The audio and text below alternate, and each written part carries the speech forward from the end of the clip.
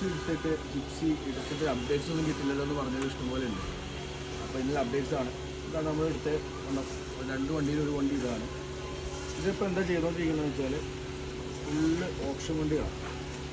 Option വണ്ടികൾ full നമ്മൾ A to Z mechanical work full ഇവിടെ തന്നെ തീർത്തിട്ട് കയ്യോട് ഒരുമിച്ച് ഒപ്പം നിന്ന് ചെയ്യിച്ചിട്ടാണ് കൊണ്ടുവരുന്നത്.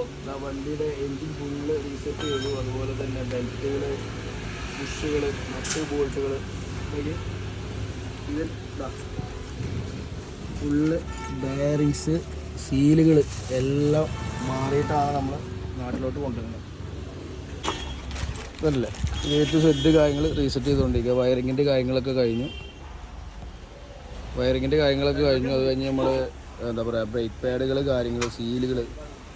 അപ്പോൾ നിങ്ങൾ ഈ വണ്ടിയുടെ കോലം കാണുമ്പോൾ വിചാരിക്കും ഇത് എന്താ ഇങ്ങനെ ബോഡി ക്വാളിറ്റി നോക്കുക. നിങ്ങൾക്കിത് കണ്ടാൽ തന്നെ മനസ്സിലാവുമായിരിക്കും. ഇതിൻ്റെ ബോഡി ലൈനും ബോഡി ക്വാളിറ്റി കണ്ടത് വണ്ടിയുടെ ഡോറ് കാര്യങ്ങളൊക്കെ, ആ ബോഡിയുടെ ലൈൻസും കാര്യങ്ങളൊക്കെ പക്കയാണ്. നിങ്ങൾക്ക് കണ്ടിട്ട് ഞാൻ തോന്നുന്നുണ്ടോ ക്വാളിറ്റി ഇല്ല. നിങ്ങളുടെ പെയിൻറ്റ് ക്വാളിറ്റിയാണ്, കമ്പനി പെയിൻറ്റാണ്. ഇന്നേ വരെ ഒരു കുട്ടിയോ പെയിൻറ്റിങ്ങോ എക്സ്ട്രാ കയറാത്ത മിലിറ്ററിക്കാരെ ഒരിക്കലും ഈ പെയിൻറ്റിനോ കാര്യങ്ങളൊക്കെ ഒന്നും നിൽക്കില്ല. ആണ് വണ്ടി. ഇത് ഫുള്ള് ചെളിയാണ് കേട്ടോ. വണ്ടി നോടാ, എനിക്ക് കയ്യെന്നെ കണ്ടാൽ മനസ്സിലാവും, ഫുള്ള് ചെളിയാണ്.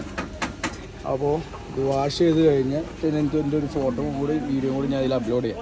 ഓക്കെ, ഇപ്പോഴത്തെ കണ്ടീഷൻ നിങ്ങൾ ഒരിക്കലും നോക്കണ്ട.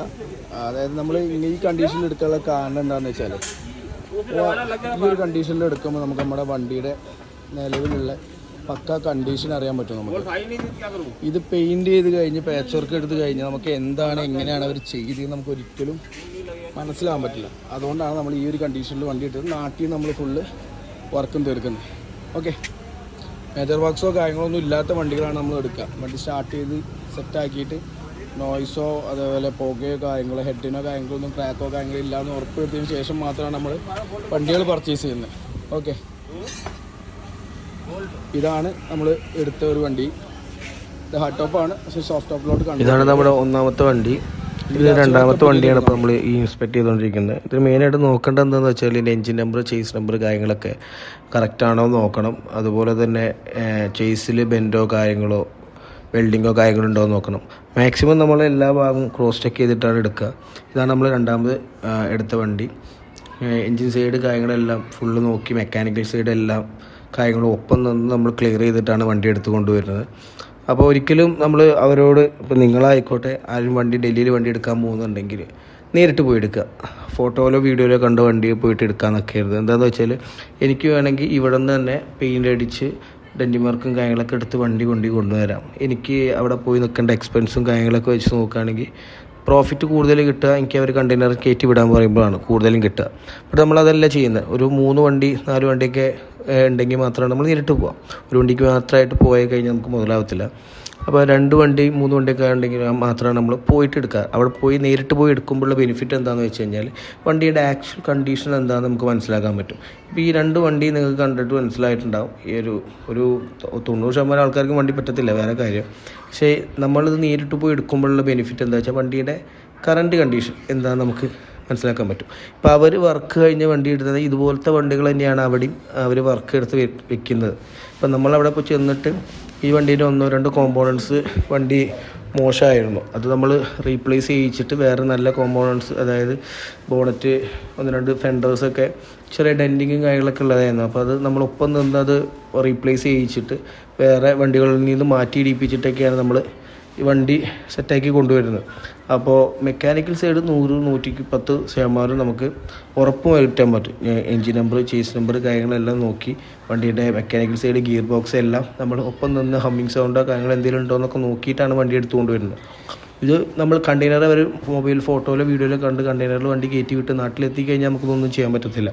ഏകദേശം 28,500 രൂപേൻ്റെ അടുത്ത് നമുക്ക് കണ്ടെയ്നർ ചാർജ് വരുന്നുണ്ട്. പിന്നെ ഈ വണ്ടികളൊന്നും റോഡിലിറങ്ങാൻ മീൻസ് ഡൽഹി രജിസ്റ്റേർഡ് അല്ലാത്തതുകൊണ്ട് റോട്ടിലിറക്കാൻ പറ്റത്തില്ല. അപ്പോൾ അതൊരു ടോയ് ചെയ്തിട്ടാണ് കൊണ്ടുപോകുക. ഈ ടോയ് ചെയ്ത് കൊണ്ടുപോകണമെങ്കിൽ 1,500 രൂപ നമുക്ക് വേറെ ചിലവുണ്ട്. അപ്പോൾ ഇതാണ് എനിക്ക് വന്ന എക്സ്പെൻസ്. അതായത് മെക്കാനിക്കൽ സൈഡ് എന്താണെന്ന് വെച്ചാൽ നമ്മളൊപ്പം അവരെ മെക്കാനിക് തന്നെയാണ് വർക്ക് ചെയ്യുക. ബട്ട് നമ്മളൊപ്പം നിന്നുകൊണ്ടും നമ്മളിത് ചെയ്യുന്ന അറിവുള്ളത് കൊണ്ടും നമ്മൾ ഒരുമിച്ച് ഒപ്പം നിന്ന് ചെയ്യിക്കുമ്പോൾ എന്താ വെച്ചാൽ ഒരുപാട് കാര്യങ്ങൾ നമുക്ക് ചേഞ്ച് ചെയ്യാൻ പറ്റും. ഡാമേജ് ഉള്ളത് നമുക്ക് കണ്ട് മനസ്സിലാക്കാനും അത് റീപ്ലേസ് ചെയ്യിക്കാനും നമുക്ക് പറ്റുന്നുണ്ട്. അപ്പോൾ മെക്കാനിക്കൽ സൈഡ് നമ്മളിപ്പോൾ എടുത്ത 2 വണ്ടിയും 100% നമുക്ക് അത്ര ഉറപ്പുള്ളത് കൊണ്ടാണ് നമ്മളത് ഒപ്പം നിന്ന് ചെയ്യിച്ച് കൊണ്ടുവരേണ്ടത്. അപ്പോൾ നിങ്ങൾ വണ്ടി എടുക്കാൻ ഉദ്ദേശിക്കുന്നുണ്ടെങ്കിൽ മാക്സിമം നിങ്ങൾ ഒപ്പം പോയി നിന്ന് ചെയ്യിക്കുക. നമ്മളൊപ്പം നിൽക്കുമ്പോൾ ഒരു മാക്സിമം അവർ ഒരുപാട് ഡിഫോൾട്ടുകളും അല്ലെങ്കിൽ ഒരുപാട് ഇതും കാര്യങ്ങളൊക്കെ ഒഴിവാക്കാൻ ശ്രമിക്കും. ഓക്കെ, എക്സ്പെൻസ് കുറച്ച് കൂടുമെങ്കിലും നല്ല വണ്ടികൾ കിട്ടും നിങ്ങൾക്ക് കേട്ടോ. അപ്പോൾ പുറത്തുനിന്ന് ജിപ്സി ആവശ്യമുള്ളവർ നമ്മളെ കോൺടാക്റ്റ് ചെയ്യുക. നിങ്ങൾക്ക് എല്ലാ രീതിയിലുള്ള വണ്ടികളും നമ്മുടെ കയ്യിൽ അവൈലബിൾ ആയിരിക്കും.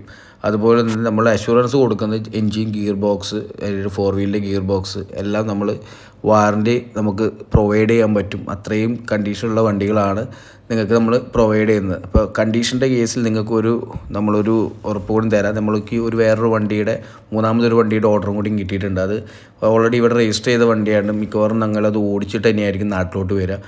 അപ്രോക്സ് ഒരു 3000 കിലോമീറ്ററിൻ്റെ അടുത്ത് നമുക്ക് റണ്ണിങ് ഉണ്ട്. അപ്പോൾ ഇത്രയും കിലോമീറ്റർ നമ്മളത് ഓടിച്ചു വന്ന് നിങ്ങൾക്ക് നമ്മളെ മെക്കാനിക്കൽ സൈഡിൻ്റെ ഒരു അഷുറൻസ് നമ്മൾ തരുന്നതാണ്. അപ്പോൾ അതിൻ്റെ ഫോർമലായിട്ട് ഡീറ്റെയിൽസും കാര്യങ്ങളും വീഡിയോസൊക്കെ നമ്മൾ ഇടേണ്ടതാണ്. അതുപോലെ തന്നെ ഈ വണ്ടികളുടെ വർക്കിൻ്റെ വീഡിയോസും നമ്മൾ ഇടും.